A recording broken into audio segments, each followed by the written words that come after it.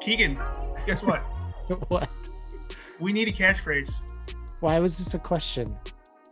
I don't know. I think it's Why usually a is it a question? statement. Gosh, Fine. Eric, do Keegan. your job. God, Keegan, what do we need?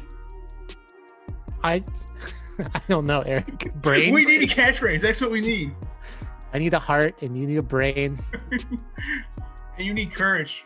Courage. Yeah, the courage was the third one. Yeah. Oh, So, Keegan, what? we need a catchphrase. Oh, that was a good one. Yeah, I have one. I have one for you. Okay, what is it? The webcams are on and we're making comics, Well, we're not making comics right now. but the We're webcams talking. are on. That's true, but that doesn't necessarily mean we're making comics. It doesn't make any sense. Well, You we can are say the making sun- comics and the webcams are on. You could say the sun is shining, but the ice is slippery.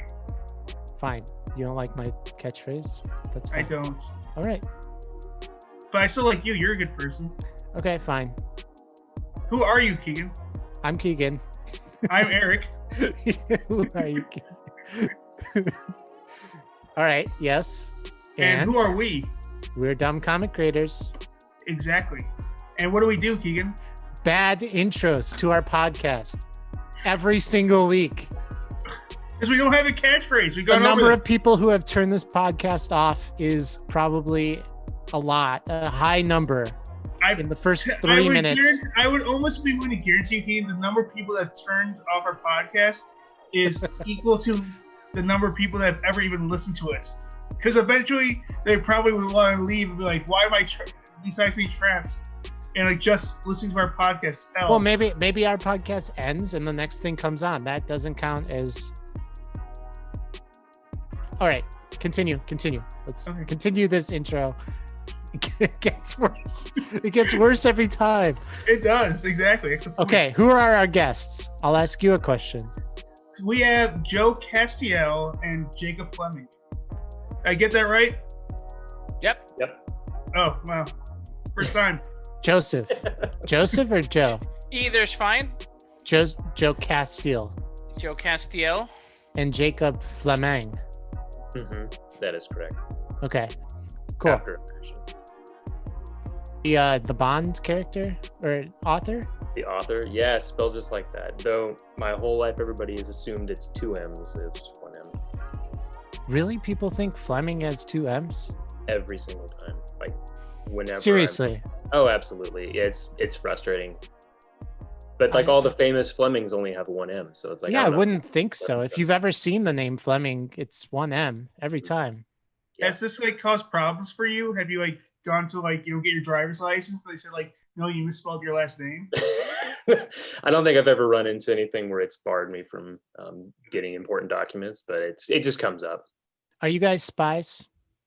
Not that I know of. No. Unless I'm in one of those sleeper cell situations where there's a code. Right. Like born and then you'll like suddenly like get turned on. Or the Mandalorian effect? Yeah. There you go. The original. I say like 3 words in a row. We all of a sudden like just like pull up pistols and like shoot things. Eric, say 3 random words. Let's see what happens. Biscuit, chocolate, Fleming. Oh, that wasn't it. Nah, That wasn't it. They Nope. didn't do Try. anything. Okay, that wasn't it. All right. Why would his name be one of the code words? Maybe he's his like, his agent keeping him in check. Following It's up so on him, watching him. stupid. His name wouldn't be.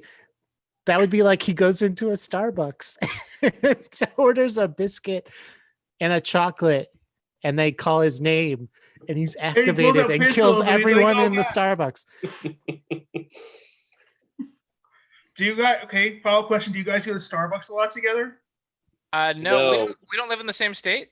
So, yeah, so that's probably why. See, problem solved. Well, they could be. One of them could be a spy, and the other one not a spy. It's That's true. Or I suppose we could FaceTime each other as we walk into Starbucks together. True. Yeah. And if Jacob also screams you're at Starbucks, and you should turn off the phone now. Because somebody's like, you know exactly what's about to happen. I don't want to be an accessory to murder is what it is. Yeah. Exactly. so. So, You guys make comics? Yeah. we make make a comic. Currently, we're making a comic. Yeah, we are entirely new to the comic process. This is our first comic that we've ever made. And how did you guys meet? So we're friends we've been friends for like at least 6-7 years at this point. Jacob used to live in Los Angeles, and I think we just met at a party. I overheard Jacob talking about Warhammer, Yeah, and it was we one of met those. through, Go ahead. yeah, through Warhammer. It was like somebody's like, "What, you play 40K?" We're like, "Well, Yeah. let's start talking." I just heard the phrase, like someone was talking about Space Marines at that kind of a party that was not like, that's not the topic you would expect to come up at like a regular house party or something like that. And I said, I'm sorry, hold on a second. Are we talking about Space Marines here? And then we just sort of started meeting up for that. Next thing you know, we kind of just became friends, playing video games together, going out to movies and that kind of stuff. Nice. And then this you were eventually both. Sorry, go, Eric. this eventually led to you guys creating comics. Say that again? This eventually led to, like, after many movies, Warhammer 40K, Dice Rolls, Soldiers Destroyed. I'm sure we talked about comics. I mean, we both really love comics. I think the short version of the story is Jacob took a intro to cartooning class, and for his project, it was to make like just a simple, like, I don't know, 10-page comic or something. And he spitballed an idea without, I had no privy to any of this, came up with the concept, made the first like 6 or 7 pages, and sort of just shared it with me and a couple other friends, like, hey, this is a project I'm working on. And I immediately like fell in love with the concept and the characters. And I had all these ideas, and I was like, oh, Jacob, this character you could have added a line like this, and you could have added a line like that. And Jacob was like, honestly, I'm really just into the art here. I don't know. I'm kind of in over my head with the story. If you're interested, by all means, feel free to help write this comic. And I've never done anything like that before, but I was excited about the challenge. And it was like a passion project from day one. Like, nobody asked for this. We didn't even know we were interested in something like this. And I kept feeding off of his energy, and he kept feeding off of my energy, and we kept swapping ideas. And next thing you know, we were like cracking ourselves up with our own concepts, and we ended up with a comic. Nice. Joe, have you written screenplays and other stuff? I've done very minor amounts of creative writing. I feel like I'm a good storyteller, but it's all orally. Like my whole life, I've been sort of the kind of person that just tells really captivating stories, sort of like you won't believe what happened to me, but like with the kind of details that make somebody feel like they're there. And I've always loved movies that are heavy dialogue-esque, sort of like the Kevin Smith early movies where it's just a lot of dumb banter. And I've had a lot of people say, you should consider stand-up, that sort of thing. So comedy was always a background that I had. And so when I approached writing, I didn't approach it from like I'm going to write a novel standpoint. I think I approached it more of I can write banter between two people, hopefully pretty decently. And so how did you make the so how did you research writing comics, or did you? A little bit. Like I said, this is all from totally new. Now, granted, I've read comics my entire life since I was a kid, from reading like the funnies in the newspaper and whatever odd Spider-Man comic I've read. Since as an adult with my own income, I'm just buying a ton of comics. So I at least was familiar with the medium. Jacob heavily recommended a book called. Do you remember what it's called? That comic creation book. Oh, Understanding Comics. Yeah. Understanding. Perfect. Understanding Comics. It was something that he got recommended from the class he was taking. So I got it on Amazon, and I just, it's pretty much the Bible for doing this stuff. Yeah, essentially. And so it was sort of joining in this cult. Here's your Bible. It's Understanding Comics by Scott McCloud. So yeah, so was that? Go ahead. Or Punch Not Included was always going to say. Yeah, exactly. So I kind of skimmed through. I read through it for the first few chapters. I started getting ideas, and we just started with a rough draft essentially, and a lot of editing and a lot of back and forth, and we started learning from our own mistakes and stuff, and just kind of did it ourselves. Yeah, cool. Do you have anything you'd say besides picking up the Bible comics, like, to anybody that wants to become a comic book writer? Because obviously you guys just through your friendship, through just your love of storytelling, through your love of art, decided to go for it. Any words of wisdom?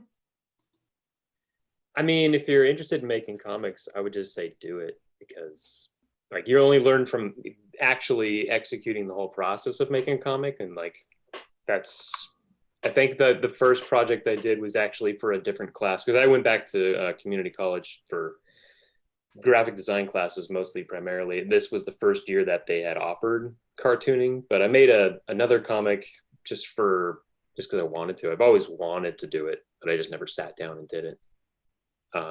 And I learned a lot. Like I was just like beating my head against the computer trying to like make this thing that I had no idea how they really worked. I mean, I liked reading them, but I didn't know how to like tell a story and panels and pages.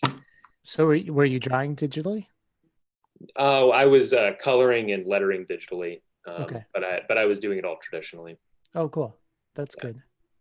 This is I found a script on your Facebook page. Yeah, I this looks like a post I made where we showed the progression, the evolution of a single page of a comic. Yeah. So this is page 1 of the next issue. Of right? issue 3, I think. Issue 3, yeah. Mhm. Is this how it's formatted, or was this like a weird? Not currently. Okay. No, what we'll do is he'll give me something that looks like this and be like, all right, let's make a Google Doc. And then we collaborate over Google Docs where we can like leave notes and comments. Yeah, Okay. so if I there's technically a step before this, and it's where I just like regurgitate stuff onto like a notebook pad. Okay. And funny enough, we get into a situation where Jacob and I are like, all right, we're ready for issue 3, but Jacob can't even begin until I start. And I said, okay, I'll get to it. And it's one of those things where like I just never. It's hard to like, when do I get inspiration? To touch on the how do you get started with it? The answer is just by doing. You know, like I always have that imposter syndrome of like, is this funny? Is anyone else going to be interested in this? And the only way that I can get through it is to just start, essentially. And the only way I've found to have inspiration is to be stuck in a place where I'm waiting for something and have a ton of free time, and I don't have access to something like video games or my phone. I got my notepad and I just start churning out script, essentially.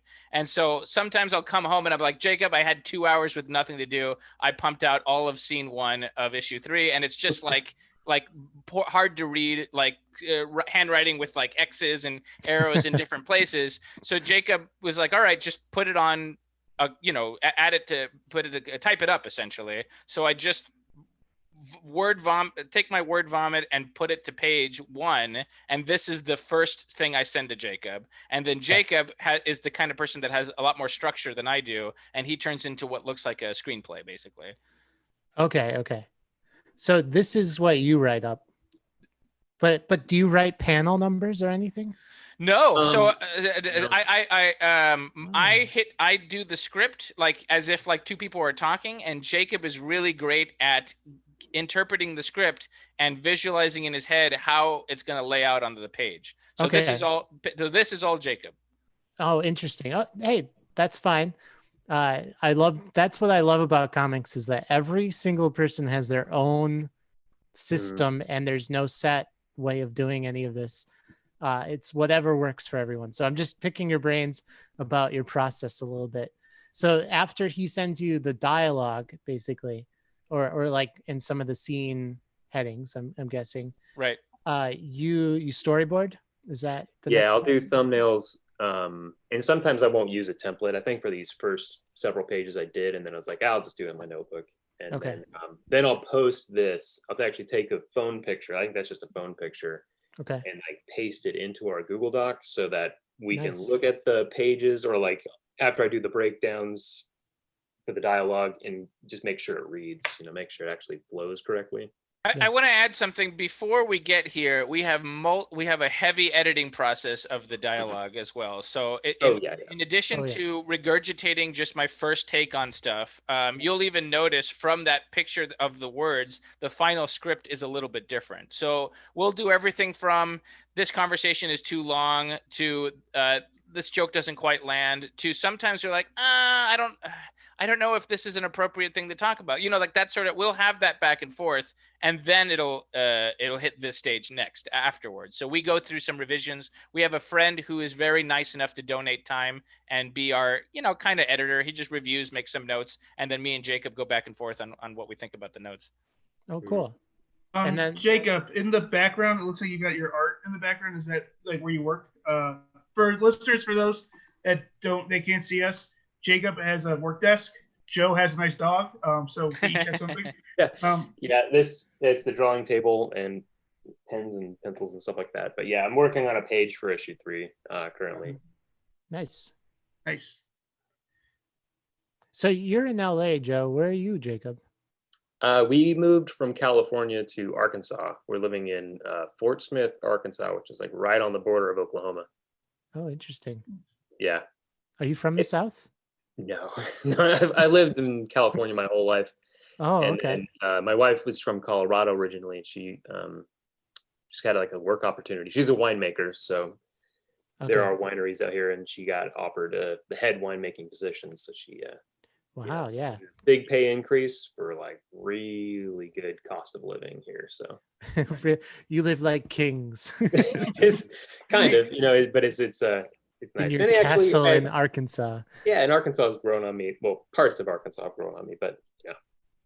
Oh, nice. Are you a beer person at all, or no? Is that not allowed in your house? Beer? Oh, totally. She doesn't like beer. Her taste buds. I mean, she can taste, or she's honed her skill at tasting. So bitterness of hops like really turn her off. She can't really deal with that. The wine has just burned all of that out of her mouth. Yeah. I used to know like one day you show up like with a 6-pack and she's like, "Get that out of here." Yeah. She's very tolerant, thankfully. Okay. Of the competition, really. That's what that is, right? Yeah. She just sees a beer bottle, she smashes it on the ground. No. This is a wine house. We drink wine. I got some white wine if you want some fish. I got some red wine if you want some steak. We're good. Do you even know what I'm trying to do here?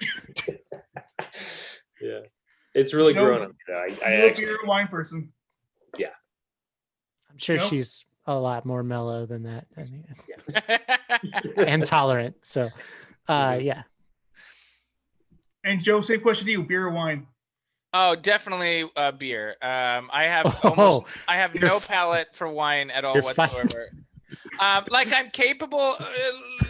Let me take a step back and saying that I'm certainly capable of drinking it. In the circumstance where everyone's having wine, I won't push it aside or anything like that. But given the opportunity, I just don't have a taste for it. I just don't. It's one of those like you have to really work hard to appreciate it, and I haven't put the time in. Joe, you broke my heart, Joe. I'm a beer guy. I'm sorry.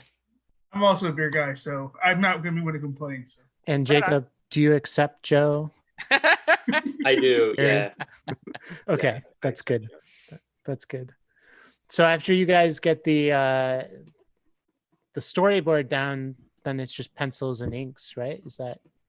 Pretty much, yeah. And from each issue, I've kind of taken a different approach. I did basically traditional for the first issue, and then colored and did everything that way. Now in the second issue, actually, I went full digital and just worked off of a Wacom tablet. And interesting. Decided I hated it. Yeah. It just actually, I thought it was going to be faster, and it actually slowed me down quite a bit. Did you do the color in issue 1? I did. Yeah, I did the color in issue 1. We actually hired a colorist to do issue 2, and then I'm doing the coloring again on issue 3. Okay. Yeah. And where could they find these comics that are so wonderful? The comic is called Curses, and the website is cursescomic.com. It's easy to find. Yeah. Yes. Curses is a double entendre. It's about a mummy's curse, and also they curse in the comic. Yeah.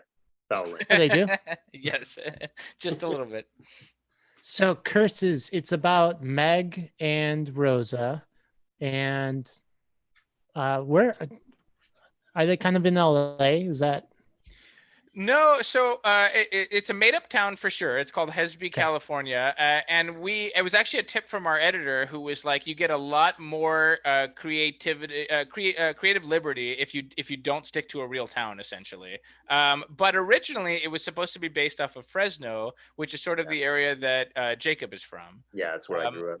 Okay. So but ideally, it's this concept of like a kind of a dumpy town that not to discourage on Fresno in fairness, but the idea is a town where there's just not a whole lot of interesting things going on, essentially. Okay, I see. And how did you kind of develop these characters? I really just was like off the cuff, I came up with them for the thesis project for this class. Okay. I think first I came up with the idea that I wanted to draw mummies. And mostly the reason why I wanted to do that is because it's really easy to draw their anatomy or to do foreshortening because they're just wraps the whole time. So you could put them in any position. I was like, oh, there's just wraps that arms just made of. And no hands. No hands, yeah. Yeah. I think I just had drawn these female characters like in my sketchbook, and I decided I'll just take these and put them in the story, and yeah.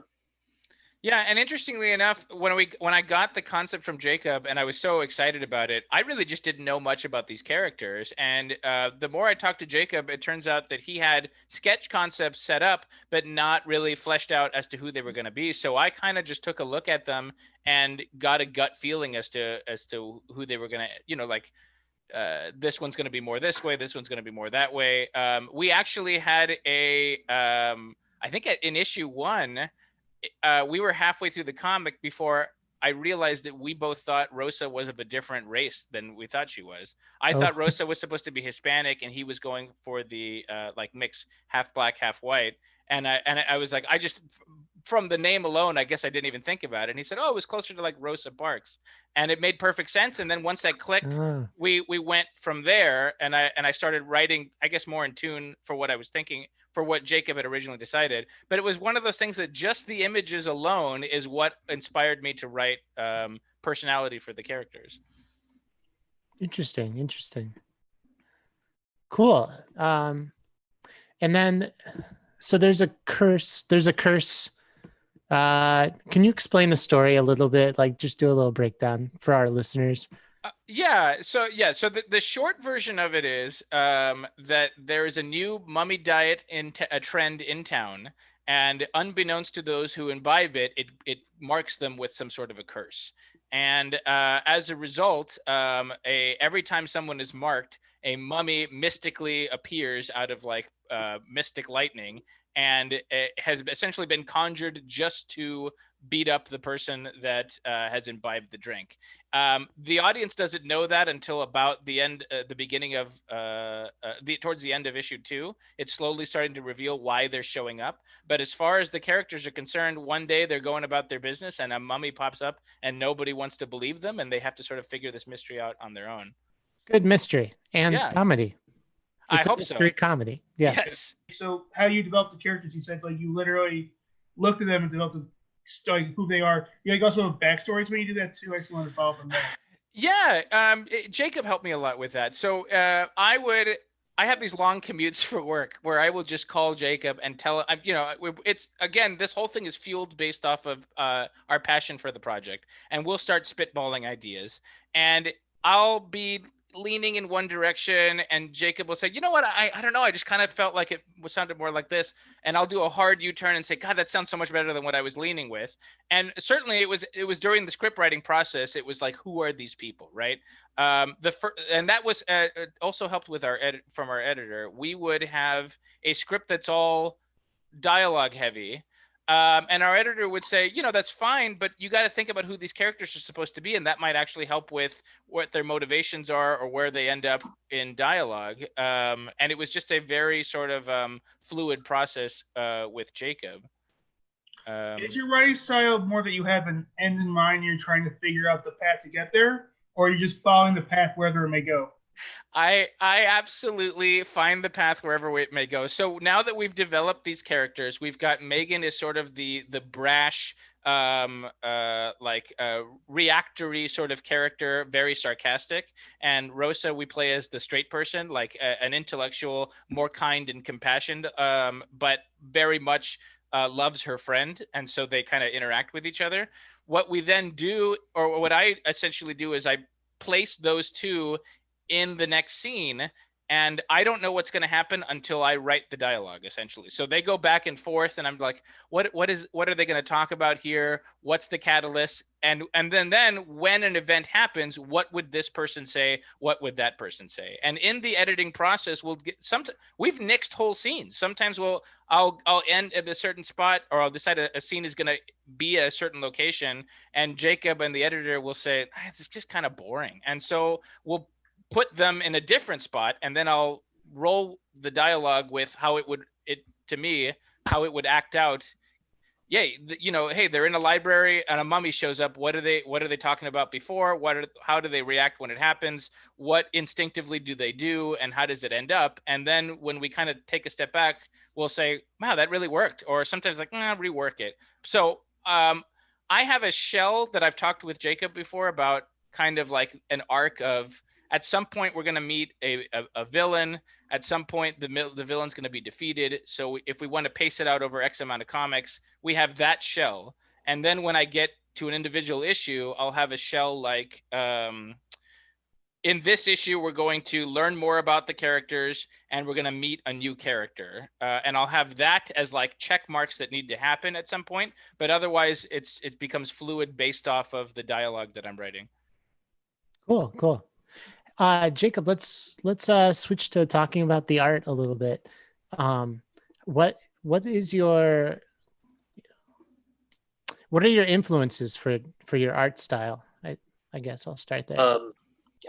I don't know. I used to draw a lot when I was a kid, and I put it down for a long time. I have always been into like visual storytelling. So I went to, when I was living in Los Angeles, I worked in the film industry for a long time. So I hadn't drawn in years. And then when I went back to school, I, picked up a pencil again and started drawing in a sketchbook, and then, took some anatomy classes. And I would start reading more contemporary authors or creators and stuff that I missed when I was younger. Like I never heard of Paul Pope, and I absolutely love Paul Pope. I don't think I draw like Paul Pope, but I definitely like his use of the brush, which, in issue 1 and these images, I was using a brush. Okay. And artists like Daniel Warren Johnson, whom I really like his art. Huge fan of that guy. But I don't know if I'm really drawing a lot of those influences. I probably am, but I don't know necessarily where. Have you been drawing for a long time, or is this kind of a new development? I've probably, since I took a break from when I was younger, I have only been drawing now for like 4 years. Okay. And when you were younger, were you drawing comics or just doodling? Yeah, I was like making my own like Spider-Man comics, I think, one time. I had picked up, and I actually have it like on my shelf somewhere too, how to draw comics the Marvel way. Like I would like ape John Buscema, and I would just like draw those pictures like directly out of the book. And you were able to do it then using that? Not really. And that also book gave me like, I would like find Jim Lee drawings, and I would try to like copy Jim Lee. I think I found a Jim Lee drawing of The Thing, which took me freaking forever because I wanted to get every single little scale. Exactly. Oh, wow. I think I learned a lot because like mileage is really beneficial, and I think I put a lot of mileage in on like little pieces like that. But like copying stuff from like Nintendo Power or Wizard Magazine, like that was like my practice. And what about inking? Did you learn that in the class that you took, or kind of? Yeah, we did cover like how to do it, but really it's just trial and error. A lot more error. I think there's pages like these are like just covered in whiteout, but oh yeah, but it's you just have to get a feel for it, and eventually So you do pencils by hand and you ink by hand. Do you do the color by hand? No, I don't know how to do that. I mean I do it all digitally. I just scan it in and then color everything Photoshop. Okay, Photoshop. What are your color influences? Oh, that I can name. Gosh, who is the guy who colors Chris Samney all the time? Matt. I'm gonna forget the name right offhand, but he colors a lot for Big Two Comics. Oh, and he did Paper Girls. oh gosh, what is his name? Probably have that somewhere around. Anyway, I was actually looking at Paper Girls a lot. Matt Wilson. Matt Wilson, thank you. Okay, yeah, Paper Girls. All right. Yeah, I absolutely love his coloring style, like the way he uses coloring holds for like onomatopoeias and containing contour lines. Like he's really, I really like his palette. Yeah, his palette. Yeah, I see the connection now. Just looking at his work a little bit. So it's kind of like this. Are you thinking about throughout the comic when you're coloring? Do you think about the tones? I try to. I don't like look at it in black and white. So if things kind of get out of whack, I think I look at it, the composition a little bit to make sure I'm not like leaving things too bland or flat. I try to like add a bit of contrast. Okay. Interesting. Okay. Yeah, and I definitely leaned a lot more on the desaturated side in issue 1. Like I really was afraid to go too far because I've always heard that like it can be too garish if you like let it get too high.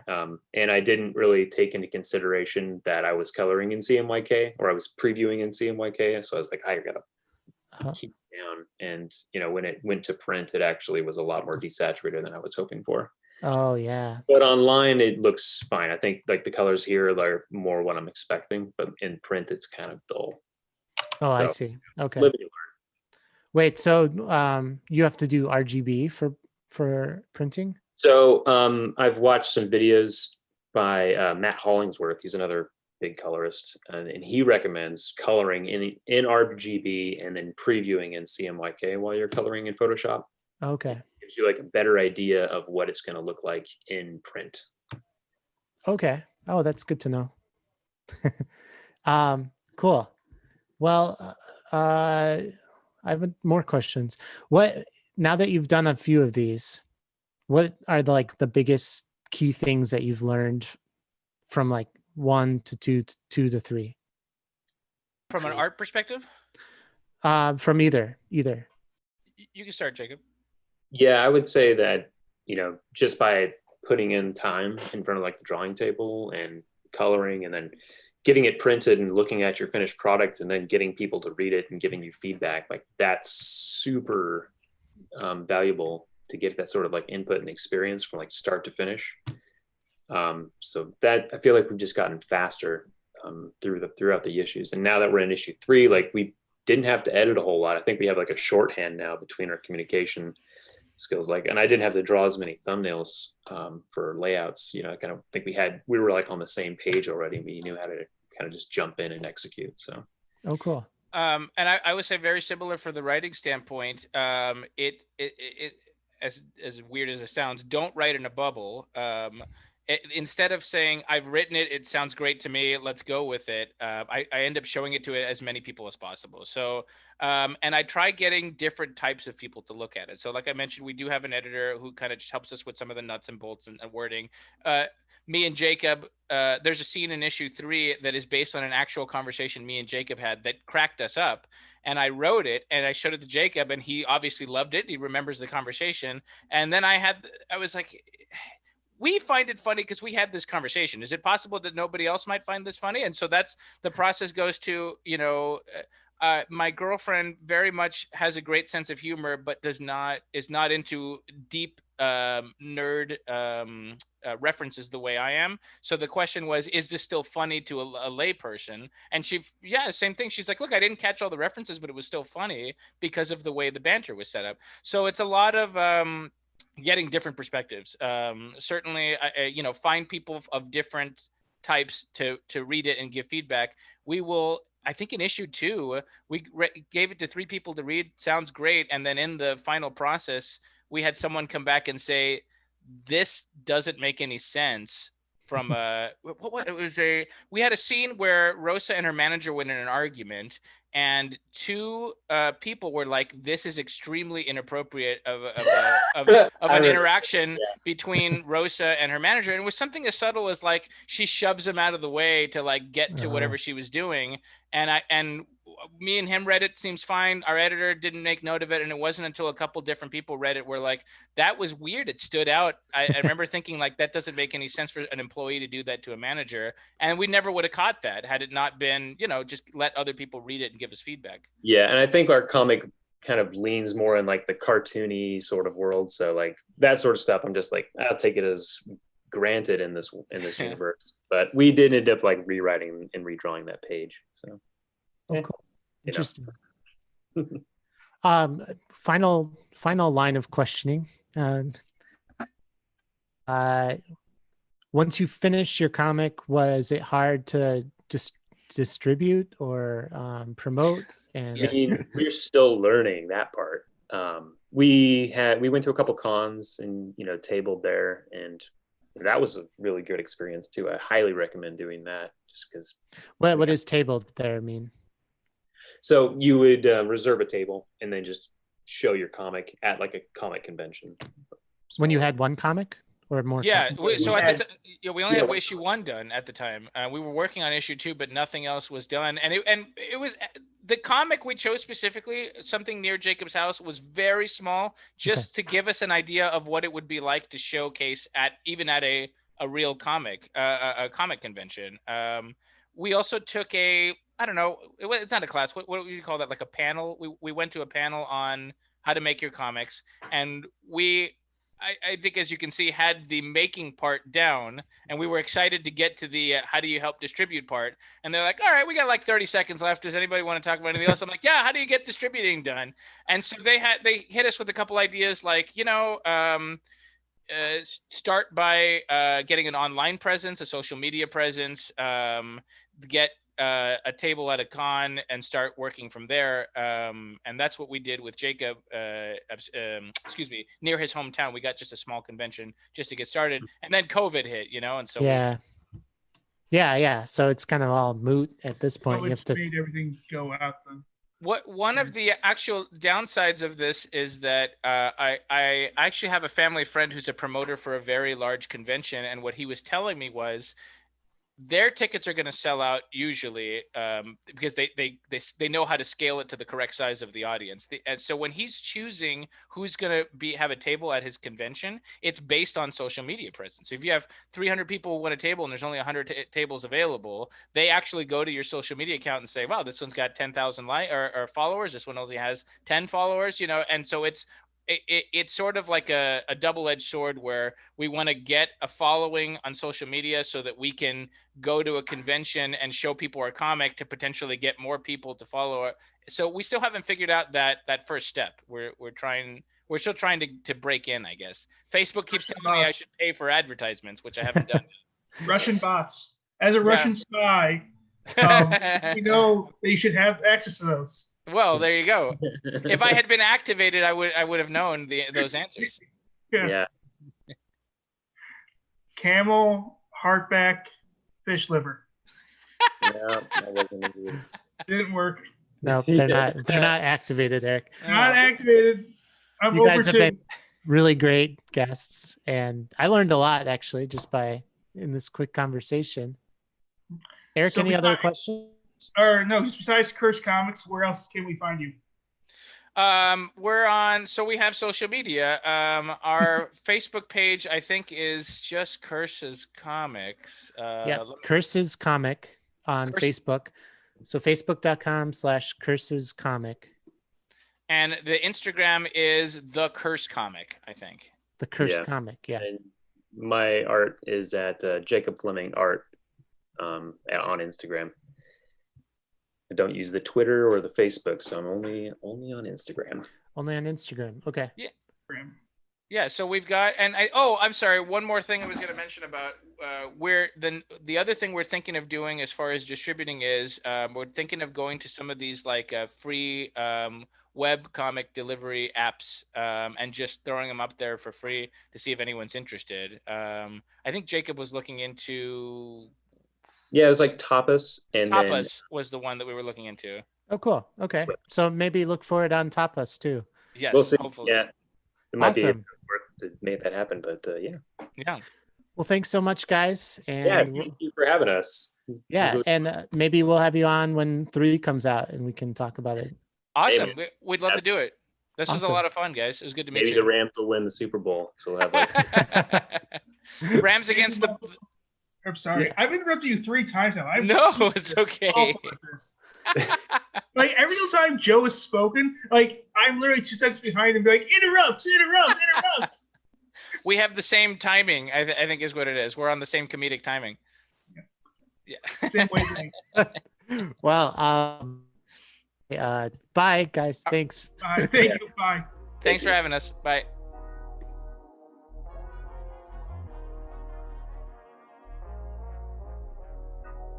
Fun guests. Fun guests. Yeah, thank you so much, Joe and Jacob Fleming Fleming, for coming on. and Joe Castlevania. Definitely check out their website. It's cursescomic.com. You can read their first 2 issues for free right now if you just go on there. 2 full comics. And one thing we like on this podcast is comics. So it's definitely worth checking out and reading. Cursescomic.com. Check them out on Instagram. The Curse Comic. Mm-hmm. Yeah. So, Eric, I have news, or I have something I want to talk about today. What do you wish to talk about, Keegan? I want to talk about this site called Global Comics, comicswithanx.com. And I think it's a new site, honestly. It has a few comics on there already. And it's a site where you can upload your comic and give your online reader a better experience reading your comic. Have you heard of this site, Eric? I have not. Can you please tell me more? So you go on and you're a publisher, right? We're making comics on this show. So click on publish, make an account. You go on the dashboard. It'll give you a button to like create a new release, right? And on that screen, it'll let you upload image files, zip files, and PDF files, including like the comic.cbz, which I know some of our listeners will know about. But I uploaded PDFs, I uploaded JPEGs. It has no problem reading the files and creates these that you can see on the back end. You also put in the title, the synopsis, and then if you want to, you set a cover. What else? Okay, so you set a cover, then you can edit these pages to be readable by the viewer, right? So here's like a preview of this comic, which already came out, right? I just wanted to upload the first Death Maze and make it more readable, right? Mm-hmm. So now when somebody reads this comic, they'll see like these different frames as they scroll through, and it'll show, and it like kind of highlights what you want it to highlight as they're reading. So now when people are reading my comic, they go panel by panel, and it's zoomed in and it's bright and clear, and the rest of the comic is sort of grayed out so you can't see it as well. So you're really focusing on each thing that you want them to look at. So this way they're showing a shining light on whatever panel you're supposed to be reading at that time. Right. And what I really like about this is that for independent comic creators like ourselves, and probably our listeners, there's very little in the way of distribution to get your comics out there for people to look at online. And what I mean by that is you can't really post a PDF on a website, right? So a lot of us have to either upload JPEGs or PNG files to the website, and then people scroll through, which is nothing like reading a comic, right? Page turns. Mm-hmm. Or you have to like sign up for a paid service, or you have to settle for having people scroll vertically on something like Tapas or Webtoons, which are great sites for reading comics, but most of them, I mean, they're vertical sites. And unless you specifically wrote your comic to be vertical, it's very hard to take a dynamic styled comic page and turn it into a vertical read for people, right? Like this wide panel I have here just does not work on a vertical phone scroll because it's too wide and it's not, you're like not close enough on what's going on here without completely redesigning this panel, right? Which I can't do because I'm not the artist, I'm not the letterer, I'm not the colorist in this panel. So it would take a lot of work to like rework this panel to fit a Tapas or a Webtoons style, right? Mm-hmm. Okay. So what this global comics site gives you the option of doing is putting your comics up for free and giving people a really good way, an easier way of reading it, right? That's all I'm talking about here. It's just ease of readability, which is really good. What do you think of this so far? I think it's a brilliant idea, and it's a great tool for new comic book creators. Yeah. Whether they're dumb or smart. Yeah. And it's really easy to do. I'll show you. So I have Death Maze 3. It's coming up soon. So I've uploaded the files, just a couple, the 2 pages, right, for Death Maze 3 I put on here. So you go into the editor. So I have the first page here from Death Maze 3 and previously unseen. So you just click new frame and then you drag your mouse over the frame and it makes a box. And then what you can do is you can edit those sides of the box, right? You just highlight the corners and you can click and drag to edit where the corners go. You can also add more points to this box to make it into any shape you want, basically. So not just a square. So if you had a triangle shaped parts, you could do it that way. Right, exactly. Or any shape you can pretty much get from this panel editor. And then when you are ready and you think this is the shape that you want, you hit preview and it'll show you exactly what it looks like on the page. And then if you have lines that are overlapping something that you don't want, you just go back to open an editor, you edit those lines to be where you want them to be, and then switch back to preview and make sure that they're good. And then when you want to do the next frame, you just hit new frame, click and drag, and you've got 2 frames. And now when somebody reads your comic, they can use the mouse scroll wheel, they can use the arrow keys. It's very easy for people to read this now. And that's the editor. It's that easy, really. So what I like about Global Comics, it's easy to use. It's easy to upload your files. It's easy to edit them. It's easy to publish. It's easy to type in the information about the comic. Yeah, pretty much it's really easy to use compared to other, workarounds, right? What I don't like about Global Comics is the payment structure. And this is pretty wonky, I think.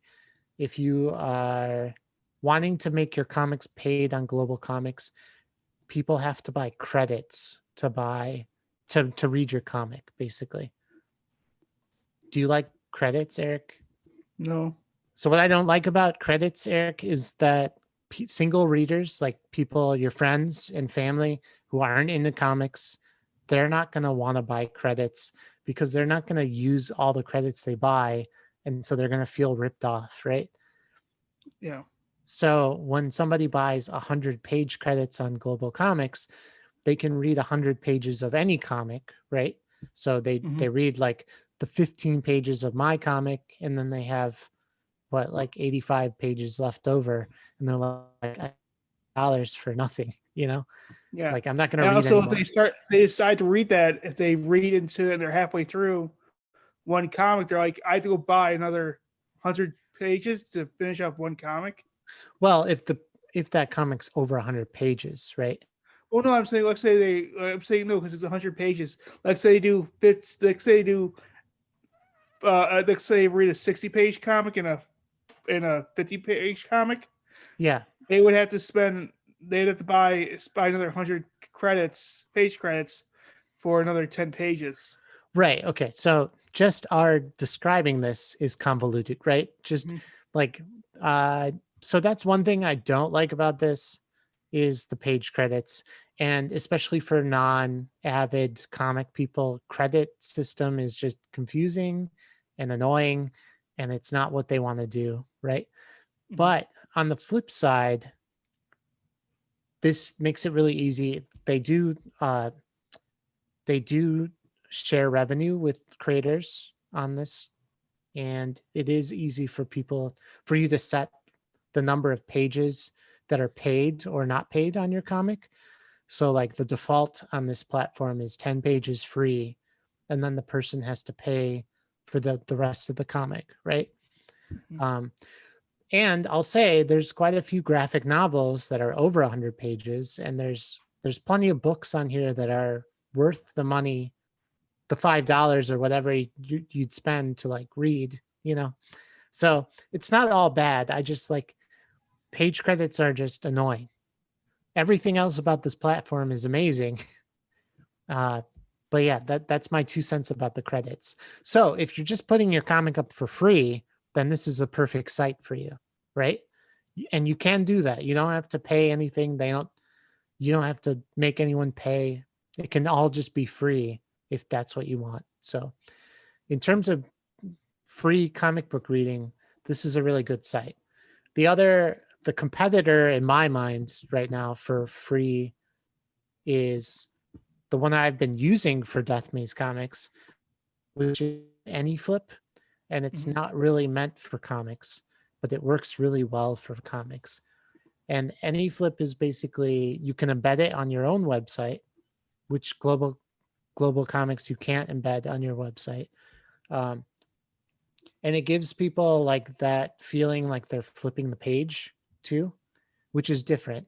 But you see the whole page, and then if you double click, it'll zoom in, and then you kind of use your mouse or your finger to drag it around.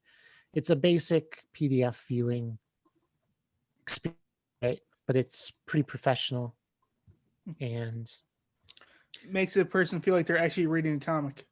Yeah, sort of. But like on the flip side, it's hard to like zoom in correctly, right? On this platform.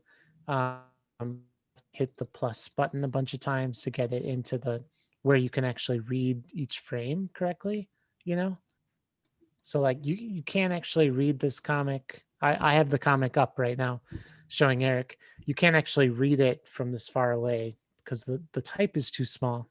And when I double click, it's still kind of small. So I just think it's like it's not built for comics, really, is what the problem is, right? It's built for PDFs and documents like that, So that's really our recommendation this week, or like our little comic talk this week. I wanted to bring up global comics, and I'm using it, and we'll probably be promoting some links pretty soon. So, yeah. What did you think? I think it was a good talk, and it's a good tool for all you new comic creators out there to be able to just get the word out, get the press out on your work. So, Eric, have you read any comics? I have read a comic. I read a comic called Clerk and Bow. Oh, you mean Clerk and Bow meet an Angel of Death? Yes, Clerk and Bow meet an Angel of Death. The comic by Taylor King, our guest. Our great guest who gave us so much education. Wow, cool. So, Eric, Clerk and Bow, conveniently, is available for preview on globalcomics.com, which is the thing that I've been talking about for several minutes now. And that's actually how I found Global Comics. But if you want to read a preview of this comic we're about to talk about, go on their website. It's bgcomics.com. And you can click on the link. It'll take you right to Clerk and Bow. So, Eric, what's the story? So the story is it's about two space transporters. They're truck drivers, effectively for the space, named Clerk and Bow. While they are trying to go to Mars, they are unfortunately weaved off to the side by a meteor storm, and things start to go awry. Bad, not so good. Okay. Noto bene. And just for lack of better words, shenanigans start to happen while they are trying to, fix everything, get back to Mars, and get back to everything they need. Right. Shenanigans being like this sort of like being creeping This on angel them. of death creeping around and trying to kill them. But it doesn't end up being an actual angel of death, right? No, it does not. Also, since they were smoking space pot the whole time, I was really wondering if they were just paranoid. Yeah, there's a lot to like see how it's going to go in the next couple of issues, because we don't know whether or not this is all in their head or if there actually is something out to get them. But to completely spoil this, at the end, there were creatures like watching them, like mystic creatures, right? It definitely wasn't in their head. Yeah, and the creatures was manipulating them to go into hypersleep, which they do. But please steal this idea. Make a comic about space truckers who get high and then are just paranoid for the rest of the comic with no other sci-fi thing. Like literally just the two of them just talking while driving, like, dude, I'm on fire. Like, dude, you're so on fire. It's just them just talking to each other, not being on fire, just talking to each other. Right. Yeah. And let us see that. And then it ends up they're fine and they make it to their destination. They wake up and they're like, dude, what happened? They're like, I think we made it. Steal that idea, please, and then send it to us so we can read it. I would love to read that. But this book is great because they're not just paranoid. There actually is something, and it's really strange, and it does that great job of making you think, right? Which is really interesting, because to me, that was really interesting. Like, I was really wondering if they were just paranoid the whole time, and that was like a fun thing to read about it. Eric, what about the art? I thought the art was done really, really well. I thought it was good, solid art. It led to a good atmosphere. It led to like detailed, good scenes and good characters. I mean, like the backgrounds were actually, for some of the issue, for a lot of them, were actually decent backgrounds. Like they actually like weren't just like the blank screen. So, for example, the one that if you're watching this with this YouTube, there's actually like pipes in the background. They got machines in the background. Yeah. Like it actually looks like a spaceship. It doesn't just look like that too. Right. And yeah, I agree. Like the character design is really solid. It's sort of a little bit cartoony, but like not over the top. It's still pretty realistic. You know, I would say like reminded me of Iron Man comics. I don't know why, but like maybe 1990s style Iron Man. It reminds me of like the old school like Iron Man, like before like post Silver Age, but before modern age. Yeah, that's what I mean. Yes, that's what I'm saying. It reminds me of that too. I agree. Yeah. So yeah, it's really good art. What about the inking? We don't usually talk about inking, but we should. Yeah, no, the inking in this one I think was also done really well. I think the I'm able to see what they want me to focus. Like their inking draws me to focus on what I need to focus on and keeps the background stuff in the background without taking away from it. It's not a Where's Waldo of what I'm supposed to be looking at. Right. And the color?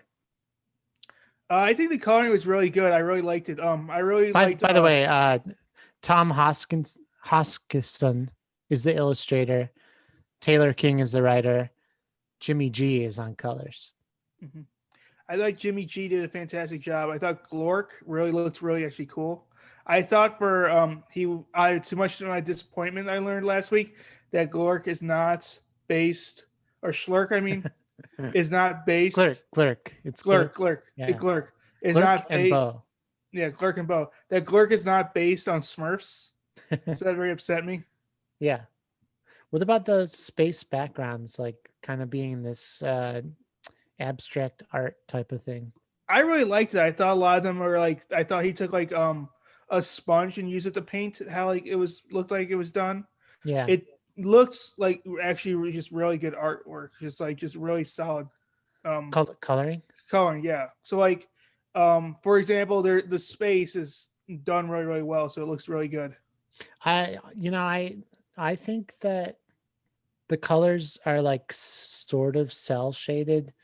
There's very little gradients Mhm. in this comic. It's all like kind of flat color, but there's like some shadows, like there's a few shadows, and mostly it's like one solid color, right? Mhm. Which I think it's like a good style, but like when you have that style and then the rest of the comic is done in this well, the space stuff looks like that photoshopped, like you were just saying, it's all gradients, it's all like this beautiful abstract art type of style.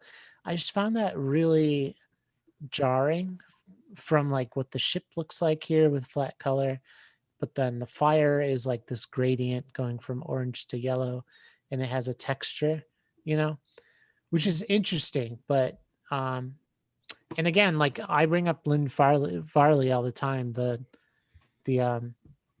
Dark Knight Returns colorist who used those different washes, but like I don't know if she did the cell shading or not, but I don't know. In this comic, I just thought it was like kind of jarring.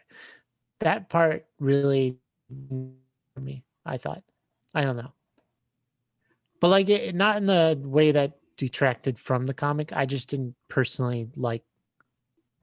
I didn't like the juxtaposition. Do you see what I'm talking about? Yeah. Like it goes from like one type of art to another type of art, sometimes within the same panel. Yeah, which is okay, but like I just personally, I didn't. That was something that detracted for me. Mhm. Although, like some of this, I mean, sometimes it looks really cool. Sometimes it just didn't work. Yeah, I don't know. I don't know what to say beyond that. Some of it looks really cool. Like this looks really cool with the flat ship, but then like maybe the space that is all gradiented is minimal instead of the whole panel. So I don't know. I don't know where I was going with that. I'm gonna edit all this out. Just kidding. Okay. So what about the je ne sais quoi? The French term? No, never mind. So what about the lettering? I thought the lettering was generic, nothing super special. I thought it was solid. It wasn't uh it wasn't bad. Like so lettering, for me to notice lettering, it either has to be really bad or really good. Okay. And it did not stick with me, this lettering, so which means it was run of the mill. Which isn't bad, it just means that it was definitely Right. there. Yeah, nothing special. Like these are definitely digital fonts, and Mhm. and they're chosen correctly. But they didn't have much like special style. They weren't like stylized beyond being in the correct place, right? So I agree.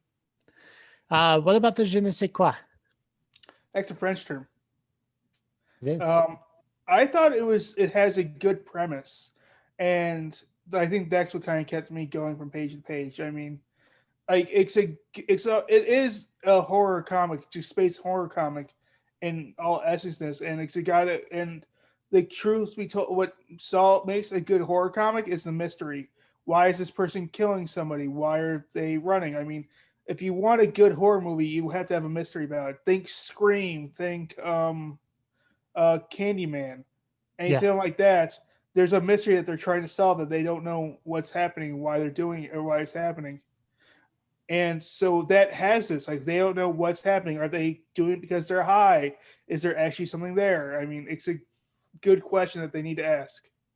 Yeah, I think for me it was were they paranoid the whole time? Like that really kept me going because they'd have all these like horror things happen, right? But then suddenly they'd disappear and both characters would be like, what's going on? And at the beginning of the comic, they smoke space pot, right? So like, were they just freaking out, but like it wasn't actually there?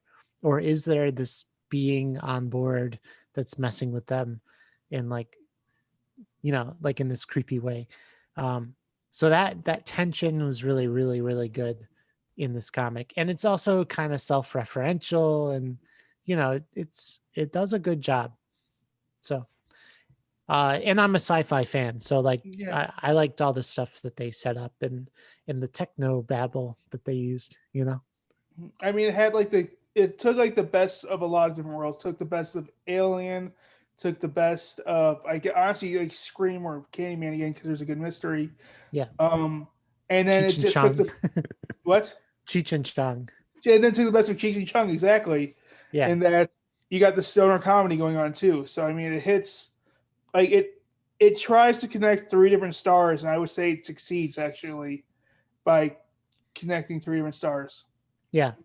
Okay. So Eric, on a scale between being on a space truck, right, and getting hit by an asteroid that sends you just 10 degrees off course, but now you're hurling through space, and you've lost Wi-Fi.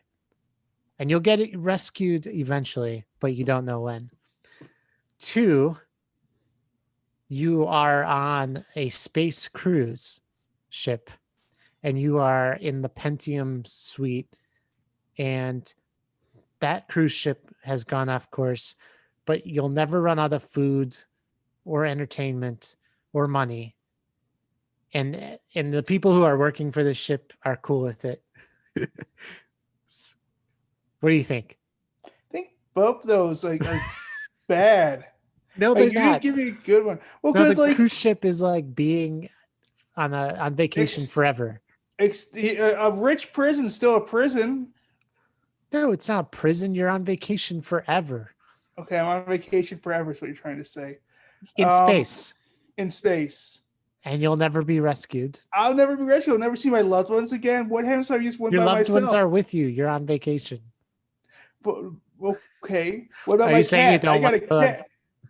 What about my cat? I have a cat. Your cat Did I take came the with cat you with me? because you're a rich person. Okay. Rich people do whatever they want. Except for getting rescued, apparently. They can't get rescued. You're in space. They can never turn around. The engines don't go that way. You would run out of fuel before you were able to turn around. Okay. But then why do they keep on going forward? You're just letting me die. What? So they're saying they're just going to let me die is the point? You're not going to, no, they're going to let you vacation for the rest of your life. So, okay. You could just refer it as you have a vacation for the rest of your life. Not you're hurtling in space and will never get rescued. That's a negative connotation. and I'm not getting past that. But I want you to think about the existential dread in both situations. I would honestly be going crazy. I'd be like never going home, never being free. It's very Swedish because I feel like it's a very Northern European thing to be like, you have this luxury cruise forever vacation, but also you're going to die. It's like, that reminds me of WALL-E, where like every single person dies. It reminds me of the WALL-E space. It reminds me of WALL-E, where like they're all in space, but they can never go back to Earth. Yeah, exactly. Mm-hmm. But they're happy. No, they choose to go back to Earth despite that. Because they'd rather do that than anything else. Well, that is your good one, and I'm not giving you another one. Fine. I would say it's driving from 9 to 5. Yeah, it's good, it's busy, but you know you're gonna get home at the end of the day, which is the big thing. In space? in space. Right, because everything has to be space. Right. Yeah, you're driving from nine. You drive from 9 to 5 to get to your vacation. You're visiting your aunt on the distant moon of Venus. Venus is a planet. The moon of Venus, as I said. Which moon? I don't remember. I don't know the name of the moons. The further one. And so you're driving from 9 to 5. There's And you get- Europa, Yeah. Enceladus, Titan, The latest Gan- talk. Yeah, that Ganymede, one. Callisto, Mimas, We'll go with Taphi, Callisto. Dion, Amalthea, Albiorix, Okay. Stefano, I don't care anymore. Anthe. Are these all No, nobody cares, Keegan. Petite? Nobody. Sangria, You get a Francisco? good view, How are you're these? not- How and many? you're kind of somewhat busy, but you enjoy yourself and you get to listen to some good tunes along the way. But more Wait, hold on. importantly, I just Googled this. Venus has no moons. Mars is moons. Mars has 2 moons. I Jupiter go to one of has Mars's moons. 79 moons. Yeah, we're not going to Jupiter's moons. We're going to Mars's moons. Okay. Hold on. Let me find out which Mars moon you mean. Phobos or Deimos? Deimos. All right, so you're going to Deimos, which is the smaller and outermost of the 2 natural satellites of Mars. The mean radius being 6.2 kilometers and takes 30.3 hours to orbit Mars. I'm done. So you're going I'm there to leaving. visit. I'm leaving now. I'm done. This is literally like I'm not like this is I'm done. I'm not getting. I think the question becomes, why is your aunt there?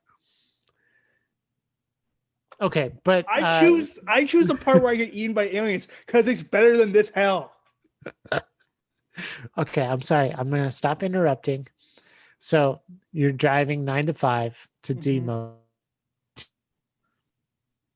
And that's it. You have it's busy, but you get there, you're free, and you get some good views along the way. That's it. That's it. Well, that's kind of boring. It's better than yours, which is like you're in a prison where you can't escape, or you're in a happy prison where you can't escape. I think we're all in prison anyway. So, and none of us can escape. Okay. All right, Keegan. On a scale of having to listen to a guy drudge on and on and on and never listen to you, despite you saying something, and no matter what you say, you know he's ignoring you and will never, ever, ever, ever, ever, ever, ever, ever stop talking. 2, learning some new facts that are super interesting only to you and no one else cares. Because they just might say something, you might not stop talking. Well, I assume And they just could interrupt you and just ignore what you're going to say. that the And no matter what interrupting you one do, they is just keep on exactly- interrupting you and they don't let you finish a sentence. I assume that And the they keep interrupting on one is the speaking, good one. and you're like, why am I So doing I'm this? just gonna go I'm with the doing this as a interrupting favor. I don't understand why they're interrupting me all the time. Just let me do this.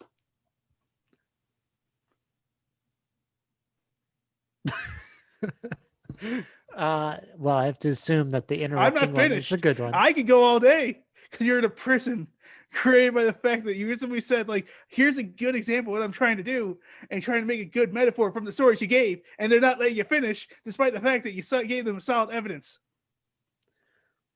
Okay. Well, I'm going to give this comic a luxury cruise in space that has gone off track. The engines No, have failed. it's not a good thing. Hold on. And you're in a room with a friend, a best friend, maybe. You might even say. I might have killed this friend by this point. Who listens to you and lets you speak. Arguable. Any what? And he lets you speak unless you're saying that Venus has moons that it doesn't have. Oh my God! I would have hit the space cabin fever at this point and choke you to death. Okay, well, let's all just be really thankful that we're not in space with failed engines and off course. Yeah. Yeah, but this comic was good. It was. Comic. So Keegan, if our listeners want to find us, where could they find us at? dumbcomiccreators.com. We're on Where else? Instagram at dumbcomiccreators. We have a Patreon page, patreon.com/dumbcomiccreators. We answer emails, dumbcomiccreators@gmail.com. We're always looking for more guests, and we're always looking for questions from readers. If you have a question about a comic book or you want to make a comic book, we'd love to have you on just to talk about it. We're always doing that stuff. Right, Eric? Right. Special thanks to Joe and Jacob yes for coming on. Yep. Thanks for coming on. Thanks for giving us a good read. Once again, follow them good talks at The Cursed Comic. And that's cursescomic.com. The comic's name is Curses. Color issue to be coming out. If you're listening to this by now, you should have 2 great color comics to listen to. To read. And listen to if someone reads it to you. Yeah. Eric, will you read this comic to me? I will read it to you. Okay, good. Now You're we welcome. have plans. Yep, we do. Okay, great. Okay, well, we should great. hang up so that you can do that. Yeah, we also should think of a good catchphrase, but I'm not hopeful. I can't even remember what it was. Oh, our webcams are on, and we're making comics. Yeah, which makes no sense. It was dumb and wasted our time. Yeah, okay. Okay. Well, hey, Eric. I'm sorry I wasn't listening. Hey, Keegan. I'm sorry you weren't listening. But Venus has no moons, so I the get fact this. that you just And didn't. I were just did making stuff that's what I'm saying. Well, there's no space travel either. We're not visiting people. But it's a hypothetical situation. It's In my hypothetical situation, though, it's been so long in the future. A meteor hit Venus, forming a moon. Ooh. Oh. Oh. Okay. Well, there we have a moon now. I'll allow it. Okay. So let's go back. Let's rewind. Nope, we're done. Thanks. Let's rewind. Bye. Let's do the rating again. We're done. The rating is death by noose to get out of this hellhole. Okay. Right. All right. Well, I'll talk to you next time. All right. Bye. Bye.